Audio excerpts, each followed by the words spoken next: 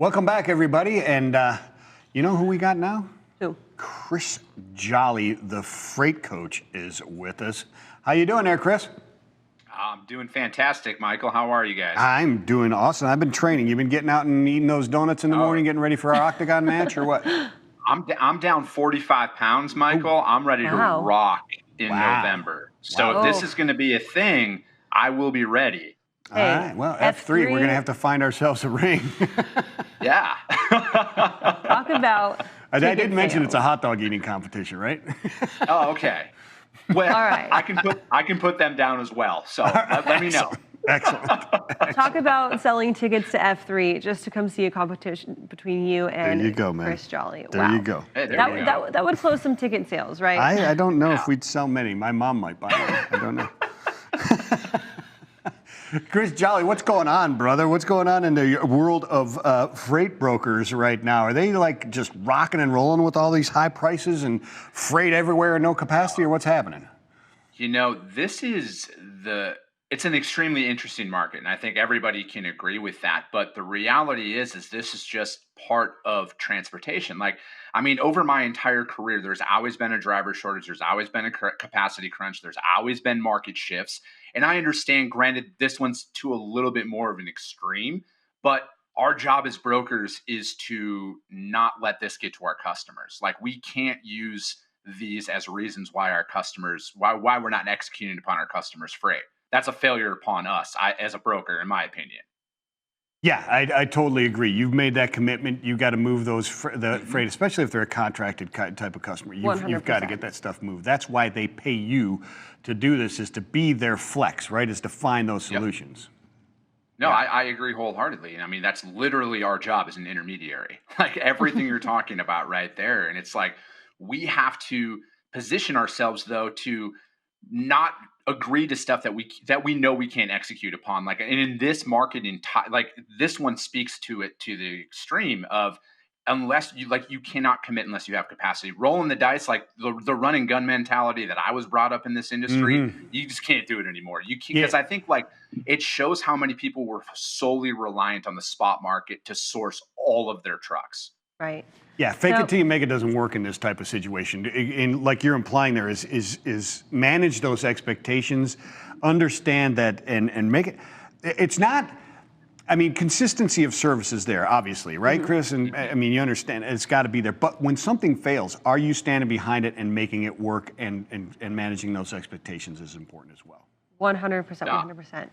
Chris, talk to us a little bit about some of the pros and the cons in selling in a tight market versus a loose market. Obviously, you know, it's feast for some, famine for the others, stress, late nights, phone calls that you're taking every Saturday and Sunday coming from someone whose significant other is a freight broker and never being able to catch him on the phone. You know, what are some of those pros and cons? The pros are opportunities are everywhere right now. Like, everybody's door is open. And if you actually have capacity to bring to the table, and I think, like, you need to adopt a capacity-based sales approach right now, especially if your customer is extremely transactional in that regard.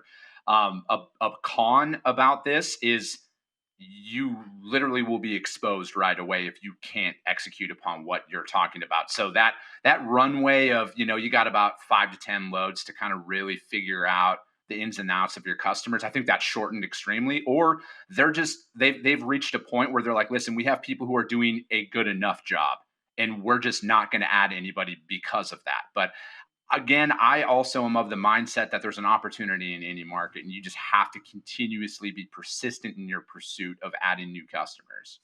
Yeah, at some point it comes down to a numbers game, right, Chris? I mean, you know, I was brought up, you know, you just keep pounding those phones. I was brought up you don't count your successes, because when you start counting your successes every day, you start to get lax after 2 or 3 of them during that day. Okay, you have 3 or 4 successes, but do you get those 200 no's today or not? Because if you got 3 successes and only 100 no's, you only did half your job, right?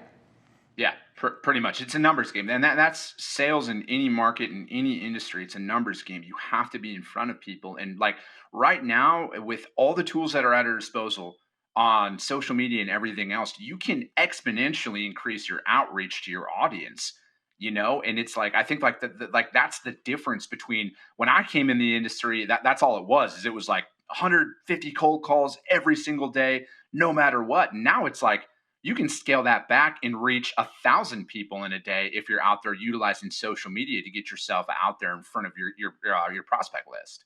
Well, it's quality and working smarter, right? Yeah. 100%. And then it's all about where you're sourcing your information from and those avenues that you're going through to get to your people. And that's especially true not only when it comes to sourcing freight, sourcing new clients, but also when it comes to recruiting and hiring. And of course, we talk all about the labor shortage. It's everywhere. It's especially difficult now reaching down to those 3PL levels, to hiring those brokers. Talk to us a little bit about what you're seeing when it comes to recruiting, hiring, and even retaining people who are in the industry already. It's the hottest market I've ever seen in anything when it comes to hiring and everything. And I think, some of my friends over at Pinnacle Growth Advisors and Brent Orsugi does a really good job of bringing that to the market, and bringing the reality of what's out there. And I think that if you're not happy with where you're currently at, in my opinion, is this, like, there are opportunities out there for you to explore. And when you're combating a labor shortage, I think that that's another opportunity where companies can pretty much put their feet in the sand and say, this is how we're going to be. This is how we're going to market ourselves to that client base. Again, as a company, you have to utilize social media to get in front of your prospects. And especially in a candidate-driven market, we're not out there having to really search, and send out 75 applications or resumes anymore. A lot of opportunities are coming their way. So it's like, what can you do as an organization to ensure that you're sourcing the right candidate and having them come work for you as opposed to your competition? I think that's kind of a struggle right now too with enticing people though. If you're on that side where you are the candidate and maybe you're having people reach out to you, it's like, how as a company do you differentiate yourself to say, no, you want to come work for us? Is it about the culture change? Is it about the opportunities that the company can offer you? Is it about the support that they give as an employee? What do you think is the most important thing for these brokers looking to either jump ship from one company to another or enter the market in their first go that's going to help them make the deciding factor of where they should go?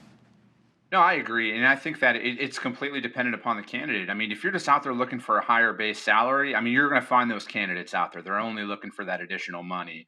But the real people that I think you're going to want to bring on aren't as concerned about the salary. They're more concerned about, like, as a sales rep, I want more commission. Like, I want to be overly incentivized to continue to add new business. And that's one thing I would look for personally.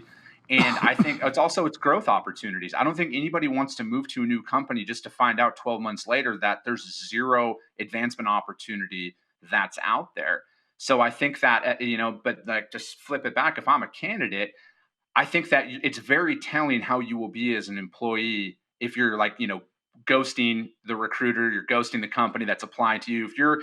I think that that's very telling. And then especially in transportation, I know this gets said often, this is the biggest small industry out there. And the people who you're talking to today, they might be the CEO of your dream job, and your name will be remembered. So take that into consideration. No, they absolutely will be. And that will absolutely happen. Not a maybe. You're 100% right. It's the biggest small industry. That ghosting aspect is one of the most frustrating things when it comes to a job search. Like, you can put out 100 applications. It is. But you hear back from 5 of them, and then out of those 5, only one person calls you with a follow-up, and you're like, where did this go wrong? Like, yeah. But from the other side, though, is so, when you're hiring somebody, right, and you bring them in and you interview, the first question is, okay, they wanted to work for you. So you want to figure out, why do they want to work for you, right? And they know nothing about your company, right? Right now, everybody's looking for freight brokers, right? Just like they're looking for drivers. So if you're a candidate out there, Chris, what do you need to be worried about? What are the questions you should be asking? What should you be looking for to make sure that you're not going into one of these grind mills like the old days? You would go to like and not to call anybody about this, but you go to like the UPS or FedEx or whatever it was. Man, when I started, it was just hire 100 people. If 2 of them stick, great. The other 98, goodbye, and we'll just run another class in. What do you need to be looking for? I would ask for the average tenure of the workforce. Like, in all reality, I like, here's the thing. It's not when you're searching for jobs now, and really in anything, as a candidate, I have to do what's best for me. And the right companies are going to be open to that. And if they're very standoffish, or it's, because I know in certain situations, like, oh, here, just, sign this paperwork and everything's great. Like, the less information they put out there, in my opinion, the less likely or the higher probability you're going to be in one of those situations you're describing right there, Michael. Yeah. But if they're very open and honest about it, and they want you to come in, hey, I want you to see the culture. I want you to see how things work on the sales floor. If they're very secretive about that, that's a red flag to me. I want that open transparency. And then, especially as a candidate, I want to position myself. I need to be prepared. I don't care if it's a candidate market, because again, I think it's a direct reflection on how you will be as an employee. If you're not willing to research who's interviewing you, you're not going to research your prospects in your on your lead list and everything else. And I mean, it's just, everything's a process. Everything you do, every little step of the way is extremely important. You can't skip these things. Excellent My favorite stuff. question to ask in an interview: what makes your employees love working here? Yeah. Chris, thank you so much for joining us this morning on FreightWaves Now. Happy to have you. Definitely have him back, maybe for F3 to see that hot dog eating contest in November.